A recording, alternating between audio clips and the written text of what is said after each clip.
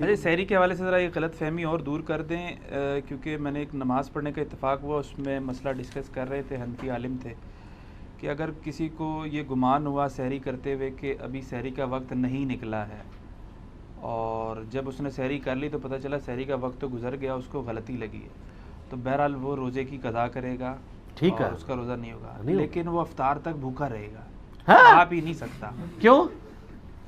یہی ہے نا کہ نہیں کھا پی سکتا، اسی وجہ لیے جب روزے ہی نہیں ہے نہیں، یہ واقعتاً میں نے خود گل پلازا یہ اسی طرح ہی ہے جس طرح فقہ حنفی میں لکھا ہوا ہے کہ ایک بوٹی کو آپ وہ دھاگے سے باندھیں اور کسی کے حلق میں ٹپکائیں اور پھر باہر نکال لیں تو اس سے روزہ نہیں ٹوٹے گا، مطلب اس طرح ہاں لکھا ہوا ہے، اس طرح کی کوئی چیز مطلب نہیں ہے۔ اچھا ویسے ہمارے بزرگوں کی اس سے مذاق کتنی اچھی ہوتی تھی، کتنے پیارے پیارے مسائل لکھ کے گئے ہیں، اوکھے ویلے بزرگ کام آتے ہیں۔ ابھی تو روزے کی حالت میں استنجا کرنے کا جو طریقہ ہے وہ تو میں بتا ہی نہیں رہا۔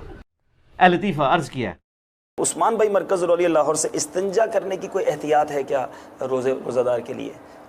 اس کے اندر یہ ہے کہ مبالغہ کرنے سے منع کیا گیا ہے، اور احتیاط یہ ہے کہ روزے کی حالت میں سانس زیادہ نہ لے، ٹھیک ہے، جب استنجا کر رہا ہوں، ہاں، اور تھوڑا سمٹ کے بیٹھے، ٹھیک ہے، زیادہ پھیل کے نہ بیٹھے کہ بعض اوقات پانی جو ہے وہ اس کے معدے تک پہنچ سکتا ہے جس سے روزہ ٹوٹ جائے گا۔ ٹھیک ہے، تو اس میں یہ کچھ احتیاط ضروری ہے، سانس زیادہ نہ لیا جائے جب استنجا کر رہے ہوں، اور اس میں کرنا ہی چاہیے جب آپ استنجا کرنے کے لیے بیٹھیں یعنی شروع کریں تو اس وقت سانس اوپر لے کر سانس کو روکیں اور اس کے بعد استنجا کریں اور اس کے بعد دھیرے دھیرے سانس کو چھوڑ دیں۔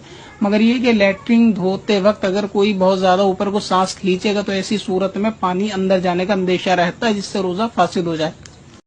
سر دیکھ لیں بزرگوں کی تعلیمات کیسی ہیں کہ لوگ تو اپنی اولاد کی کرتوت کی وجہ سے منہ چھپاتے پھرتے ہیں اور یہ اپنے بزرگوں کی کرتوتوں کی وجہ سے منہ چھپاتے پھر رہے ہیں۔ دیکھ لینا کہتے یار کی لکھ کے گئے رہے یار یہ کہ لکھ چھڑیا نے، مگر ہر شخص کا ایسا ہو ایسا نہیں ہے، 1000 میں سے شاید 1-2 معاملے ایسے ہوتے ہوں گے، شاید ہی، وہ بھی کنفرم نہیں ہے، لیکن عموماً ایسا نہیں ہوتا۔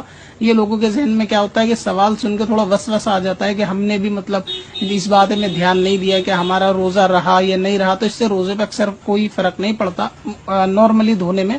تو اس بات کا اب خیال رکھیں کہ زیادہ اوپر سانس نہ چڑھائیں بلکہ سانس روکیں اور نیچے کو چھوڑیں، اور نہ ہی زیادہ زور لگا کر لیٹرنگ کو دھونے کی کوشش کریں کہ اگر پیخانے کا مقام باہر آئے گا اور اس میں پانی اس پہ لگ کر پانی اندر چلا جائے گا تو ایسی صورت میں بھی روزہ جانے کا اندیشہ ہے۔ ہمارے بزرگوں کو یہ بھی نہیں پتا تھا کہ انڈر گریوٹی چیزیں نیچے آتی ہیں یا اوپر چڑھتی ہیں۔ نیوٹنز لا جو گریوٹی ہے وہ بھی ان کو نہیں پتا تھا۔ تیرا باپ یہاں دین لے کے آیا تھا، وہی آیا تھا غزنی سے لے کے یہاں شجر اسلام تیرے دادے نے نہیں بویا، بابے نے بویا۔ اچھا تسی دس دو کس واسطے ایسا نہ میں دساں گا وہ کام بھی انہوں نے صحیح نہیں کیتا۔ دین واسطے آئے نا، کیڑا دین؟ اب انجینئر مرزا محمد علی کو کیا پتا بابا ہوتا کیا ہے، اس کو کیا پتا بابا ہوتا کیا ہے۔ اچھا سر میرے سے زیادہ کسی کو نہیں پتا آپ کے بابے کون ہیں، آپ کے بابوں کو بھی پتا نہیں تھا کہ وہ کیا تھے۔ اچھا وہ مسئلہ غلط ہے جو آپ وہ حنفی عالم کا کہہ رہے ہیں، ایسا کوئی مسئلہ نہیں ہے۔ باقی یہ ہے کہ اگر کوئی شخص مطلب لیٹ اٹھتا ہے تو اب اس پہ یہ واجب نہیں کہ 8 پیرا روزہ رکھے، یہ لوگ فخریہ بتا رہے ہوتے ہیں، آپ روزہ چھوڑ دیں، ایک روزے کی قضا دے دیں، اگر کوئی نبھا سکتا ہے تو ضرور رکھے، ادروائز چھوڑ دیں، یہ آپ اس تکلیف سے نہ گزریں۔ حتیٰ کہ بخاری مسلم میں نبی علیہ السلام کے بارے میں آتا ہے، یعنی آپ علیہ السلام کی ایک خصوصیت تھی، آپ کو اللہ تعالیٰ نے اتنی ہمت بھی دی تھی کہ امہات المومنین کہتی ہیں کئی بار نبی علیہ السلام تشریف لاتے نا گھر، پوچھتے کھانے کے لیے کوئی چیز ہے تو ہم ناشتہ پیش کر دیتے تو آپ کھا لیتے، اور جب ہم کہتے کہ آج کچھ بھی نہیں تو کہتے ٹھیک ہے میں پھر روزہ رکھ لیتا ہوں۔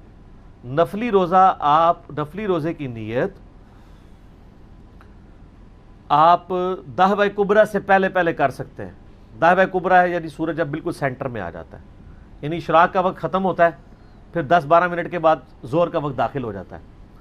یہ تو 40 منٹ کہتے ہیں، وہ تو جعلی ہے، 40 منٹ نہیں، بس ایگزیکٹ سینٹر میں جب سورج آتا ہے نا اپنے ٹریک کے دوران، جو ٹوٹل ٹریک اس کا بنتا ہے طلوع آفتاب سے غروب آفتاب کے درمیان، وہ روزانہ ڈیفرنٹ ہوتا ہے، اس سے 5 منٹ پہلے اور 5 منٹ بعد وہ مکروہ ٹائم ہے۔ جیسے ہی زوال آفتاب یعنی زوال ہوتا ہے، آفتاب گرتا ہے، زوال آفتاب کا مطلب ہوتا ہے زور کا وقت داخل ہونا۔ یہ بھی غلط الہام ہے، زوال کا وقت کہتے ہیں مکروہ وقت کو لوگ، زوال کا وقت کہتے ہیں ظہر کے وقت کو۔ زوال آفتاب زوال پذیر ہوا، سینٹر سے وہ گر گیا غروب کی طرف، تو ظہر کا وقت داخل ہو گیا. وہ جو مکروہ وقت ہے نا جسے زوال کا وقت یہ کہتے ہیں وہ ہوتا ہے دحوہ کبریٰ. صحیح ہے. تو دحوہ کبریٰ سے پہلے آپ نفلی روزے کی نیت کر سکتے ہیں. البتہ فرض روزے کی نیت آپ کو رات ہی کرنی پڑے گی. ٹھیک ہو گیا. اس سے پہلے آپ ناشتہ کر لیں, ٹھیک ہے, اور اس کا کفارہ بھی نہیں ادا کریں گے. نبی اسلام بھی کر لیا کرتے تھے, جب ہوتا تھا ناشتہ کر لیتے تھے. اور کئی بار ایسا ہوا ہے کہ آپ نے روزہ رکھا ہے تو بعد میں کسی نے ناشتہ بھیج دیا تو آپ فرمایا ہم افطار کر لیتے. ٹھیک ہے. ویسے آپ کے بزرگ تو پتہ نہیں کتنے سال مسلسل روزے رکھتے رہے.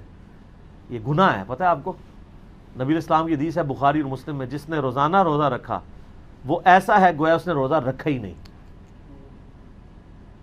جی یہ دین ہے جو آپ کافروں کو پیش کریں گے, اور باقی دوسرے دین جو ہیں وہ آپ دیکھ لیں مارکیٹ میں کتنے عام ہیں.